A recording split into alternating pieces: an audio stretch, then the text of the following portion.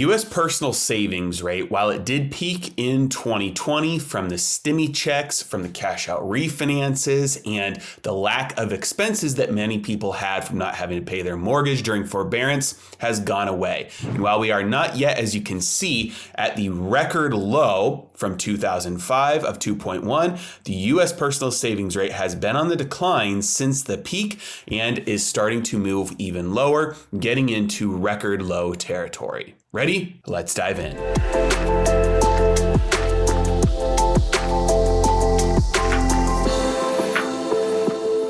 As you can see here, the U.S. personal savings rate has been on the decline since 2020. Now, interestingly, ever since the low in 2005, the U.S. personal savings rate was growing. Now, when we look at this spike here, what we are seeing is the result of all the new money hitting people's bank accounts. And the other thing to note about this is that many people were able to go into forbearance on their mortgage. And so a lot of people were able to lower their expenses temporarily, refinanced, cash out refinance. So they increased their cash, stimmy checks and everything else, and lowered their expenses, sometimes temporarily and sometimes permanently through refinances with the lower mortgage rates. But even that was not able to stick around for long because you eventually have inflation. And so as prices go up, now all that new cash has to be spent. And so people are spending it down.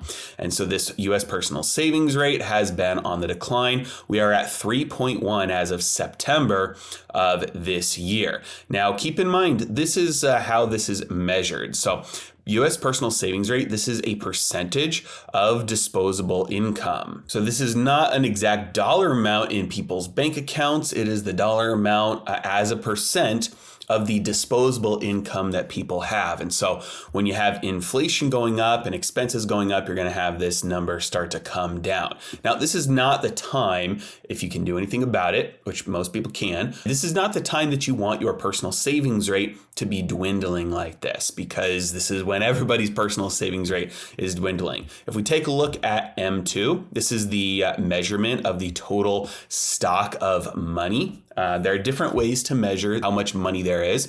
M2 is a very commonly accepted measurement of the broad money supply.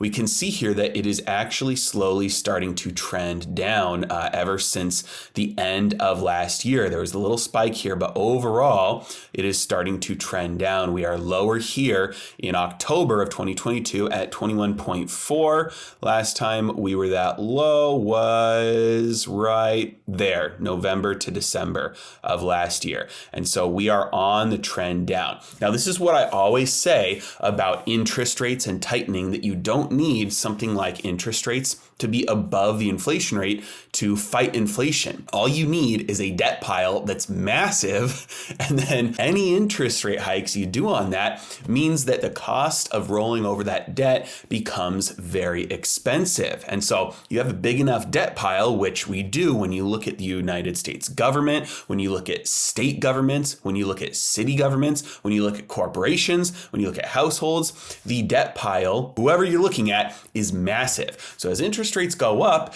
you have to look at that and say, hey, we're either going to have to make more income and put more income into rolling over that debt, or we're going to have to take some of our income and pay off that debt, because the debt that we have is getting more expensive. It has nothing to do with whether the inflation rate is equal to or above or below the interest rate. All that matters is how big that debt pile is. And when it's big enough, interest rates going up just a little bit means you now have to dedicate more income to paying off that debt. And that's why the money supply here has started to go down, because when you pay off debt, the money supply decreases. That's what happens. That money came into existence as a result of debt being created. So when the debt gets paid off, the money supply decreases.